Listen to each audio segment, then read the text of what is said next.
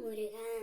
என் அன்பு பிள்ளையே, இன்று மங்கள வெள்ளியில் இதை நீ கேட்டு முடித்த 88வது நிமிடத்தில் நல்ல செய்தி ஒன்று உன்னை தேடி வரும். வாழ்க்கையில் நீ எவ்வளவு நம்பிக்கையுடன் முயற்சி செய்தாலும் ஏன் உன்னால் வெற்றி பெற முடியவில்லை என்பதை நான் உனக்காக சொல்கின்றேன். இதை முழுமையாகவும் பொறுமையாகவும் கேள் பிள்ளையே. நிச்சயம் இறுதியில் உனக்கான சந்தோஷ செய்தி ஒன்று காத்து கொண்டு இருக்கின்றது. நீ பெரும்பாலும் மற்றவர்கள் என்னை பற்றி என்ன நினைக்கின்றார்கள், நான் இவ்வாறு செய்தால் என்ன நினைப்பார்கள் என்பதைத்தான் யோசித்துக் கொண்டு இருக்கின்றாய். மற்றவர்கள் என்ன நினைக்கின்றார்கள் என்று நீ யோசிக்காதே பிள்ளையே. நீ என்ன நினைக்கின்றாய் என்பது தான் உனக்கு முக்கியம். அதை மட்டும் நீ யோசி. உன்னுடைய வாழ்க்கை அழகிய பூக்கள் மலரும் பூந்தோட்டமா இனி மாறப்போகின்றது. உன்னுடைய நிம்மதியும் சந்தோஷமும் உன்னை வந்து சேரும் நாள் நெருங்கி விட்டது.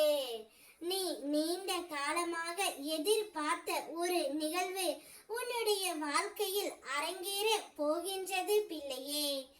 என்னிடத்தில் எப்போதும் நம்பிக்கையும் பொறுமை மட்டுமே கொண்டிரு. குருவான நான் உன்னிடமிருந்து வேறு எதையுமே பார்க்க மாட்டேன் பிள்ளையே. நான் உன்னை ஒருபொழுதும் புறக்கணிக்கவும் மாட்டேன். எப்பொழுதும் உன்னை பாதுகாத்து கொண்டு இருப்பேன். நான் உன்னுடன் தங்கி வாழ்ந்து கொண்டு இருக்கின்றேன். ஒரு சில சமயம் உன்னை பிரிந்து இருப்பேன் எனினும் என்னுடைய அன்பு உடைக்கு தேவையோ அன்பு இன்மையோ நான் காட்டுவது இல்லை. தாய் ஆமையானது தன்னுடைய இளங்குட்டிகள் தன் அருகில் இருப்பினும் தன்னை விட்டு நீங்கி ஆற்றின் அக்கறையில் இருப்பினும் தனது அன்பு பார்வையால் பேணி வளர்ப்பது போன்றே அதே விதமாக நானும் உன்னை என் கண்ணோட்டத்திலே எப்போதும் பேணி பாதுகாப்பேன் தங்கமே. உன்னுடைய பல நாள் சோகத்திற்கு இப்போது முடிவு வந்துவிட்டது. நீ நினைத்த காரியங்கள் அனைத்தும் கைகூடி வரப்போகின்றது. நீ எதிர்பார்த்த இடத்தில் இருந்து நல்ல செய்தி ஒன்று உன் வீடு தேடி வரப்போகின்றது. உன் வாழ்க்கையில் நல்ல மாற்றங்கள் உருவாக போகின்றது.